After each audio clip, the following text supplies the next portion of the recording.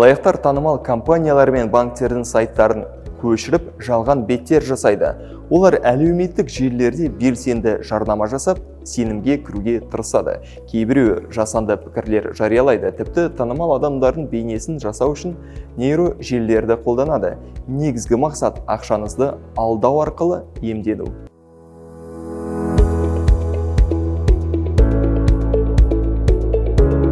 Назар аударыңыз, жарнама ресми аккаунттан емес, күмәнді парақшадан таратылады. Сілтеме банк сайтына емес, бөтен ресурсқа апарады.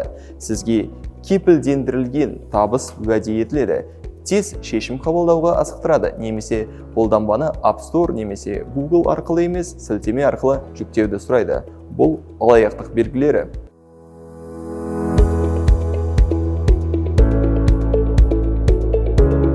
Қаржы нарығын реттеу және дамыту агенттігінің сайтынан платформаның лицензиясын тексеріңіз. Жарнамаға сене бермеңіз. Ақпаратты компанияның ресми сайтынан іздеңіз. Платформаны толық тексермей тұрып, ешқашан ақша немесе жеке деректер жібермеңіз.